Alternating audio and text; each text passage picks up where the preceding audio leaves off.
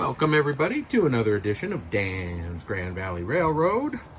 As you can see, this week we're running the old school Bachmann locos, doing the Santa Fe power this week. These guys are a little finicky. They're your basic Bachmann DCC locos without sound, and the speed control on these guys is definitely not as good as my MTH locos. They slow down when they're pulling up that grade back there, and then when they come out this way, they really get rolling. So trying to speed match them, see, look at that. They come out of there and they're really rolling down that grade. So it's really hard to get them to have a consistent speed where I'm not going to run into problems here at this cross. Now, I got a few messages from some guys that are just starting the layout a few weeks ago, and they asked me about some of my concerns or things that I would do differently if I was starting over. And I think I might do a video on that coming up for guys that are just working on this and getting started, because there are some issues like with this cross here. If I had it to do over again with the experience I have now, I would definitely have gone lower with my risers coming out here and higher coming out here, so that I had a crossover right here. It wouldn't have to be much, just enough to get trains crossing each other without a giant trestle or something like that. So anyway, I want to talk about things like that in upcoming videos, because surprisingly I do get quite a few inquiries with people that are starting the Grand Valley layout. So I want to address that coming up. But this week, as you guys remember, I put out another poll, and I'm really liking how that's working. You guys can communicate with me and let me know what you want to see, what kind of comment or content that I can do for you guys.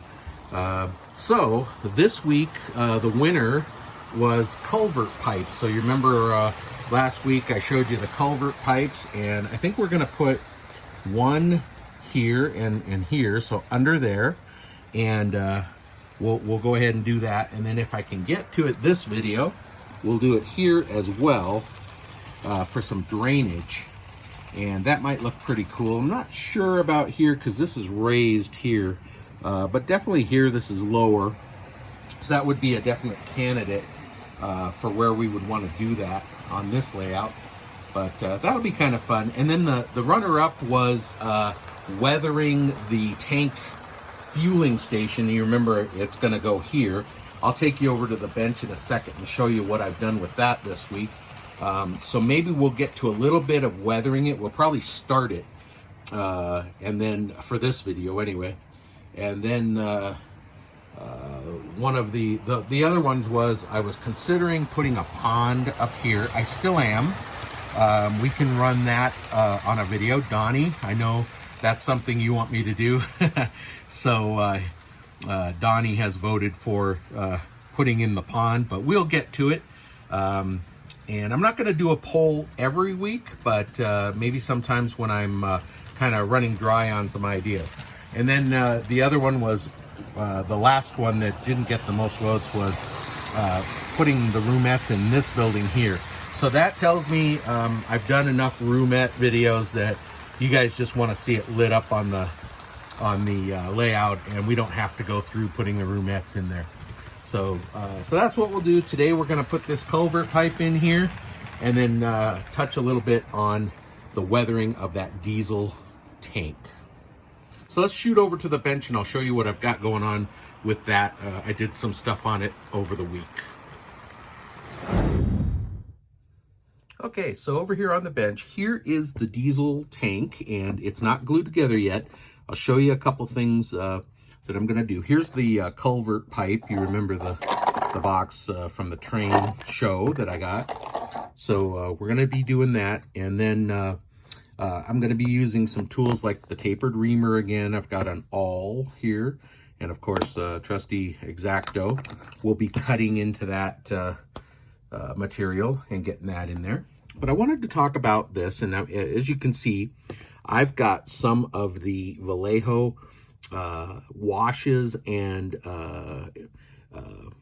weathering liquids, paints and stains. And this is a wash that's for yellow, and that can of course be painted over this.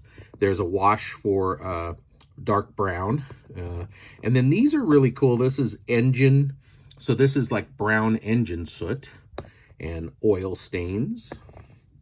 Rust texture, this is an environment, so that's more environmental. These are more for engine. Here's another engine, diesel stains. And streaking grime for environmental, and rain marks.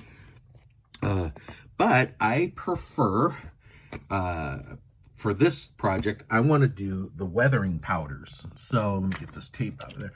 So we're going to be doing a lot of the rust and the dirty yellow and stuff with those powders. And I think with this project, I actually want to do a combination of rust and the weathering powders. Now, as you remember, I also have these guys. These are paints and effects. They've got all the different colors of rust, and then they have a special clear that actually makes the rust sort of a 3D, it crinkles it so it looks more three-dimensional. So I'm thinking that a combination of weathering powders, the washes and textures, and then those to make this what we want. So what I'm talking about with this is, and let me take it apart. Nothing's been glued together. I just went ahead and have it sitting here because I painted it. But so here's the base, and I painted everything, and it's dull coated, so it's ready to accept the powders. This hose I made just by using a piece of that wire there. That's just black, red, and green wire, stranded, and I just cut it a certain length, grabbed the stranded copper, and removed it from the insulation. So this is just pipe insulation, or I should say wire insulation, and I just pushed it onto the end of that spigot there. So we've got a hose that'll reach for filling up the diesel locomotives on each side. Need to figure out something for a nozzle on this end, but I'm thinking right now it's just going to be coiled up. Now I also started thinking if I would have left the wire in and just trimmed it so that it wasn't showing, pulled out a little bit and cut it off, I could have slipped it on, had wire in here, and then I could coil it up a little easier with that wire being in there. So that's something I may do. I may take another piece, but we're talking when this gets finished. So as you can see, I took a X-Acto and I cut off, there was a little bit of plastic left over on this seam. So I cut it off, and you can see I didn't do a really neat job, which is fine because I want this tank to look really weathered. So every place that is bare down to the primer is going to be a really nice rust spot, and that's going to be rust all along that seam. And then this side did it too, but not as much. And then of course you can see I put the decals on. Now we had a discussion last week about what was going to be appropriate for the time period and stuff, and I didn't really find any research. Donnie, thanks again for looking into it for me. We didn't really find anything that would be from the 30s, 40s, 50s, you know, because it's now, my era is 65. So I just decided I don't really care if it's prototypical or not. I thought it would be cool if it was an old Union Pacific tank, and so we're just going to weather it. I've got a Union Pacific shield on there, and of course the graphics. I didn't do the lines. I had some red lines cut out to go along there, but to be honest, the decals were old. They disintegrated on me, and they, with this still being a little bit of a seam there, they didn't want to sit down properly. So I decided, nix those. We're just going to have the graphics on both sides. Even some of this C broke off when it was going up over the ridge there, like you can see on this side. So that's fine because this is going to be heavily weathered with oil streaks and rust and everything else. So we'll get to that. We'll start probably with some of the rust spots and that, but first let's head over to the layout and we'll get the culvert pipe installed, and then we'll do a little bit of scenery around it and maybe paint it. Either I've got some silver or we can weather it. I'm thinking we might put some water in there, but I'm not sure. So let's head over to the layout. Okay, first thing I did was I put them in my little miter box and used the razor saw to cut them off to a manageable length, because, you know, obviously we don't need to go completely under the road. It's not a real drain. So I got them cut, and all we have to do is get them under there about that far down. So I'm going to go ahead and remove this. Of course, this rock here, this one's probably going to have to go. Can always put rocks back. And this is plaster cloth that's on top of the layout, you know, when we put the foam and everything. So I'm going to cut that a little bit with the X-Acto and just hog that out a little bit so I can get this pipe stuck down in there. And that's all we need to do. And then I'm just going to taper this down, because this runs down, is going to run into that pipe. So as long as I can get a clear opening for it, that's what we'll do. So let's work on this side first. This one's going to be a little more difficult being on the back side. So let's start with this. All right, hopefully I've got that camera set up there to where I'm not going to be blocking it with my arm, which is really easy to do. So I'm just going to take my knife here and just plunge it in there a little bit and get that plaster cloth cut out. I'm going to cut it down here too. There is plaster cloth underneath the road because you lay the plaster cloth all over the whole layout when you get ready to before you make the roads. So yeah, we're just this is actually coming out very easily just with this knife. And so now let me see if I can just push this under there like so, and just use that as a little auger. Don't worry about any of the scenery, the grass, or any of this that is coming up. That's all going to be easily replaced. We can just sprinkle some of that. We have some of the scenic cement in a bottle, so no big deal. And we'll just push this little pipe, see if we can push it down in there. And I can. Now it went at an angle that I don't want, so let me I gotta grab something to pull it back out. Hang on one second. Okay, so I just grabbed a needle nose. You can see it looks good, but it's going downhill like this. Culvert pipes need to be level, so I want to eat out a little more down under the road so that can be more level under there. So that just tells me to kind of clear out a little bit just under the road there. I'm kind of holding the tool more level and pushing in and using it to just clear out a little bit of that styrofoam. That's just styrofoam down under there. So that's good. Let's just take some of this out of there, some of that material, some of that foam and stuff that's down in there. We don't want to hurt this roadway. This is plaster, so we don't want to hurt that at all. I don't want to crack it or pry up on it or anything, because that'll be a disaster if I have to redo that road. I don't really want to be doing that. So now I'm just kind of pushing down in here to sort of angle it down, slope it down to the pipe. Now we'll try putting the pipe in again. On this one, I've got one edge that I cut, one I didn't, one is factory. So we'll put the factory edge out like that. And I like that. That looks pretty good. It's still at a bit of an angle, so I'm going to see if I can't get a little bit more of that material out from under there. All right, I've done what I said. I've got it kind of cleared out in there. So what I'm going to do, I'm going to put the pipe in again, and even though it's pointing down, what I'm going to do, I'm going to kind of hold it up here with the awl and level it out, and then get it to set in there like that. That's how I want it to look. So now I'm just gonna take some white glue and I'm gonna put it on there. Now don't worry about these chips here, that can be painted, and got a little bit of too much space up under there, but I'm gonna take a little bit of foam putty when we're done, and that's set in there, and just kind of fill that in around there, paint it black, and we'll never see that. So let me go ahead and get some glue and we'll get that glued in. I like this turbo tacky glue here. So again, I've got a factory edge here, cut edge here. Just gonna put some of this on here.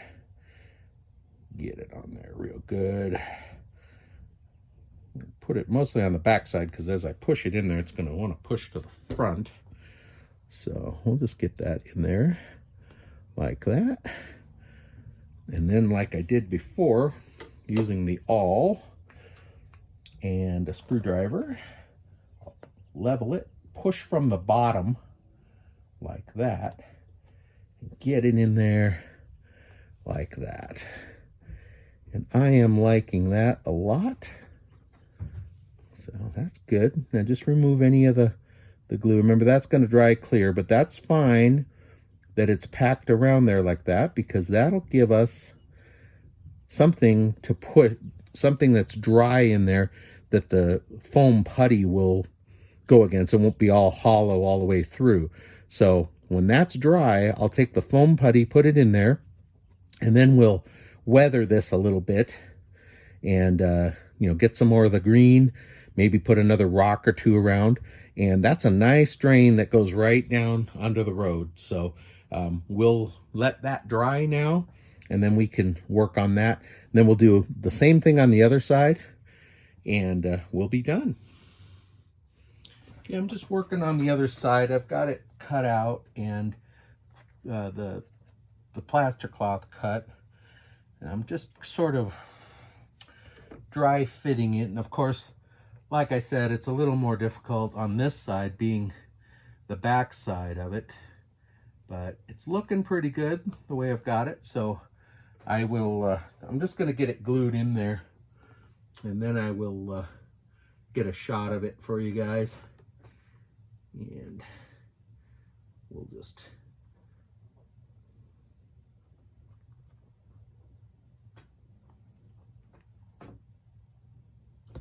wow, I just spotted a coupler spring right here.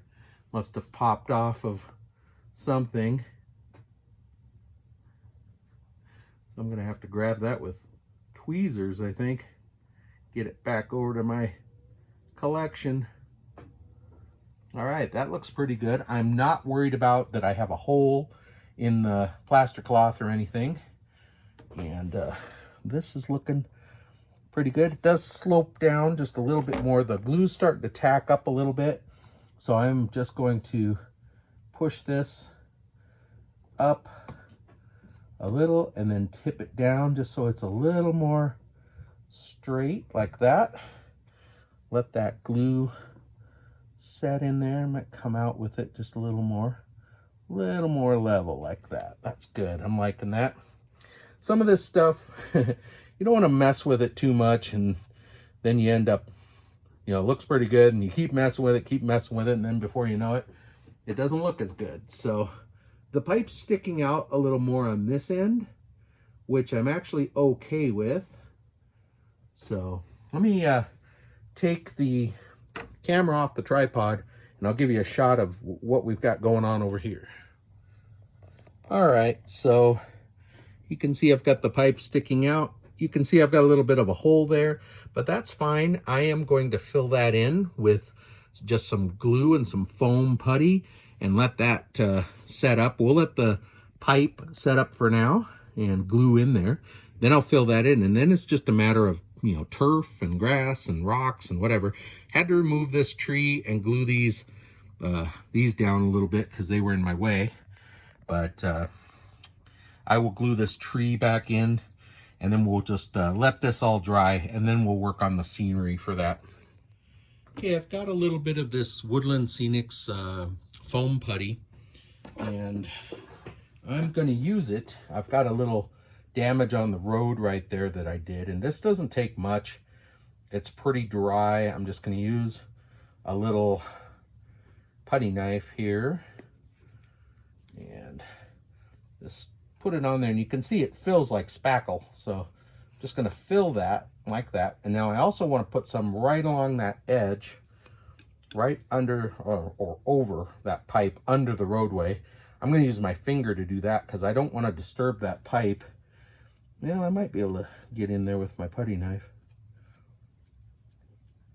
Just want to force it down in there, just like you're filling a hole in your wall. That way it looks like it goes through the side of the road and there's not a gap there. Now I do want there to be just enough corrugated tin showing. I don't want to fill this in so much that my corrugated pipe isn't showing that it's corrugated. So let's fill this in with the putty. Get that out of the way. This out of the way. I'm actually going to push this down into the thing because I think I'm going to put a little bit of water, some resin in there. Let me grab another tool and I'll be right back. All right, I just wanted to get this screwdriver so I could have a little blade right there like that. And I could use that as a smaller little putty knife there. And then what I want to do, I grab these needle nose. Just gonna pull this out a little bit more and then push it down so it's level like that, and fix my foam around it. Now we can see that it's corrugated and it's a pipe. A little more of that detail. I'm gonna scrape off whatever I can that got on the corrugated so it's clean. Just fix that foam a little bit like that. It's good. Now the trick is leave it alone. I tend to keep fiddling with it and fiddling with it. I'm just putting some foam in here, foam filler right on that, on the cut plaster cloth. Now I could lay plaster cloth in here if I thought so, I needed it, but I'm going to try this foam putty. I just need it to hold the resin. If I put a little bit of water effects in here, a little bit of standing water, I just want it to hold that. So I'm just covering any holes that it might seep down through, and just get it like that, and we'll paint the blacktop afterwards. But that's about it. I'm gonna let that dry now, not mess with it anymore. Let it dry real good, and then we'll come back and finish the rest. Okay, so that's all we're gonna do for this week on this. I want it to dry really well. I glued a couple of rocks back. They may not stay there, but I want this to dry real good. I've got the foam packed all around it. I want to get some color on that, and then we'll get some of that resin in there, so at least it looks wet. But we need to let this dry real well. Let's take a look at the other side. Let me see if I can get a shot for you here without getting my fingers in there. You can see I patched around it. If there's any holes or anything, we can get that next week. If there's any foam in the pipe, we can get that out. But we can put some rocks around in there, almost like we would a pond, and we'll paint it, and then we'll get a little bit of moisture in there, some water. So that's all we're going to get to this week with it, because it needs to dry. Let me head over to the bench, and we'll get started with the weathering on that tank. But that looks like it's going to be a multiple part series. So we'll get started. I want to start with some rust spots. Okay, so back over here on the bench. Like I said, I want to get started. This is going to be going to have to be a multiple part series, because we're already getting long on the video. So I want to start with some of this rust here, and I'm gonna go, I've got orange here and light rust and then rust. So I picked those out of that set. These are some browns, but I wanna get started with a little bit of that on these bare metal parts here and just get some good rust going. And then, you know, as it goes along, we're gonna use the powders and the paints together. So let me get started just getting some of that on there. Okay, I'm going to start with a little of this light rust, and I'm just going to put just a little drop on there. And then I like to clean off the nozzle before I put the lid back on. All this stuff I bought when I started the kit, and it's starting to get a little old on me, so it's good that I'm using it up because you know, this stuff gets old. Well, this is dark brown. I'm not using that. Let's see here. Light rust. Shake it up. And I just use these coffee can lids or nut lids. They work really well for little pallets. They also, I have somewhere at the dollar store, I got a little palette for like watercolors. That would work too, but these work good. Just using a sharp little brush. So what I want to do, I just want to get some rust on these chipped out. I'm going to start with the lightest rust, and I'm just going to apply it here like we've done before, but I just want to get it on there and get it setting in there like that. And then of course some little streaks coming down like that. Gonna mix a little of the two, get it in there like that. I just want to get it like really define this edge as being rusted metal, not the primered plastic that I put under there. If you ever get it where you don't want it, just wipe it off with your finger and just reapply. This stuff is so forgiving. It's all water-based acrylics, so it's real easy. I'm just going to get this on there like that.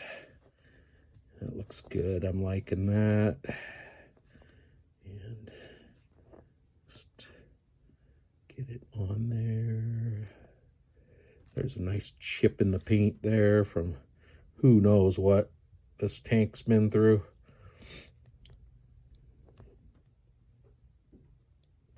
And can't hurt to do this. Now we are going to be streaking it with the powders. So really, like I said, I just want to get this rust textured rust on those spots, just so it doesn't look like my primered plastic. Yeah, and then I'm just sort of laying it on there, so it's going to be like a three-dimensional, you know, rust that's been building up and stuff. So it's three-dimensional. We might even experiment with that crackling stuff that's in that kit. So just want to get this very light rust on there and get it just built up on there. Following that seam down there.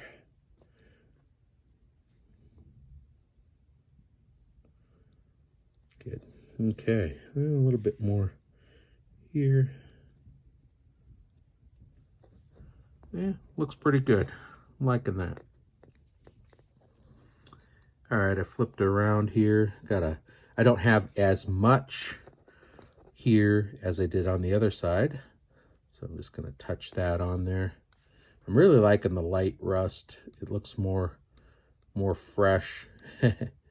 But we're going to be coming along with other colors.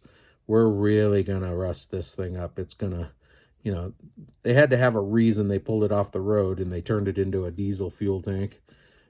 So we're really going to rust it up, get it streaking down, doing all kinds of weathering on it and stuff. So this will be good for this week to just get this rust on here and to let it set real good. I've got a couple spots on top that I didn't take pains with because I wanted it to look rough. So this real good. Like I said, get too much on there, didn't like it, wipe it off, and then just reapply. So just getting that rust on there right now, rust spots. So and do a little bit more right along here.